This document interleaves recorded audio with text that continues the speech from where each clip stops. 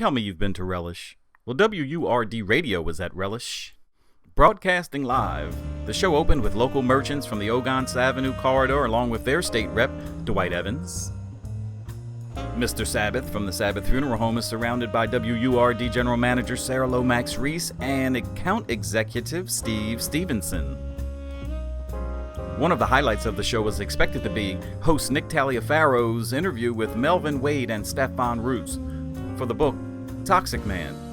Things were going well for a while, and then all of a sudden... What? We lost the signal? Yeah, but the show must go on, and we went on and catered to the local crowd there at the restaurant, and when things got up and running, it was the Nick and Nicole show, as Nick Taliaferro interviewed Nicole Cogdell and discussed her discrimination suit with Wet Seal. It went like this. We are here as the sand runs through the hourglass of the Nick Taliaferro show, speaking to a woman who inhabits heroic proportions, Miss Nicole Cogdell, who endured the ignominious passage of being fired simply because she was African American by Wet Seal, a women's clothing store that used to have 550 stores in the country. They have less now? 527. Took them down a little bit, so. I just wanted to figure it out.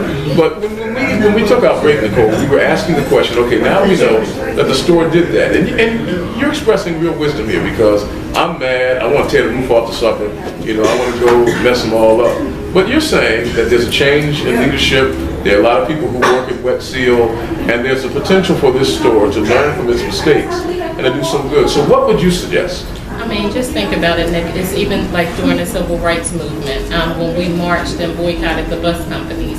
We didn't say, okay, now let's just, eliminate the bus companies. It's African American women, it's African American men. We just have to, educate different communities about the value of our race. And the fact that we want to be judged based on, our character, our integrity, and our performance. So, no, I'm not looking for Wet Seal or any company to be boycotted. But what I am expecting is for, true diversity to take place.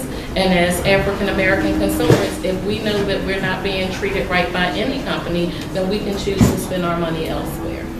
So kind of vote with your dollars. Absolutely. And vote too. And vote as well. We got a little bit of Martin Luther King going over here. I want to be judged by the content of my character, she said. I get that. I asked the question off here, I want to ask it on here. If Wet Seal came back saying to you, if they did a Keith Sweat on you and said, oh, I'm so sorry, and asked you to come back and work for them, would you go back and work for Wet Seal? Currently, I am a community liaison for the mayor of the great city of Chester. I also work as a parent advocate for students with disabilities, and I advocate for seniors. And I'm happy in the space that I'm in now. I even have the opportunity to work with the SC2 team, Strong Cities, Strong Communities, which is a part of President Obama's team. I just want to continue just to go around and empower women about equality and women's rights. That's the space that I'm in right now. Is that your gracious and diplomatic way of saying H no? So at this time, I just want to enjoy life and deposit the gift that God has given me. Retail was a part of my life, and now I want to do something different. That's well said. Now, you make mention of the fact that you're working for Chester, and of course Chester has its own unique challenges. I mentioned to you that two cities, both beginning with C, both of them hard by the Delaware River, both of them poised to become jewels of community if they are properly invested in and if they are properly supported and nurtured. One being Chester, the other one being Camden, and both of them also are visited by some challenges when it comes to violence and other struggles. What is your vision? I mean, or what do you see taking place? Are you going to run for office, perhaps, in Chester? Will you give us an exclusive on that one, Nicole? At this particular time, I don't have any aspirations in terms of running for office. Not to say that that's something that I may not possibly consider. At this time, Yeah, but a definite maybe right there. I definitely wanted to go back to school. I want to further my education. You know, I have a couple speaking engagements coming up. I enjoy teaching young people about social media and how they can get themselves in, you know, trouble, and how parents have to better track. I just, you know, it's just so much at this particular time. I just don't know. I just want to enjoy my mother and my family.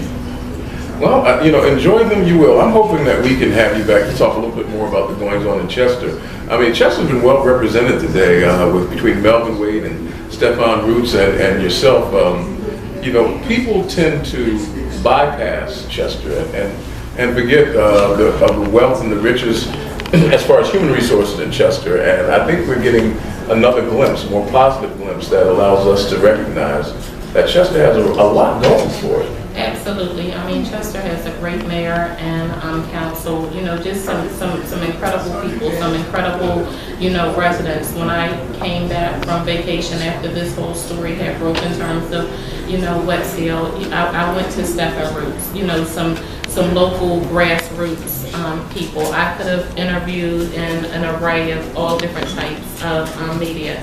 But I wanted to be with grassroots people that are doing some incredible things, and, you know, just talk about just being a Southwest Philadelphia girl that came from that Harriet Tubman stock and just was not going to be moved. Well, and not being moved, Nicole, first of all, we thank you so much for spending this time with us.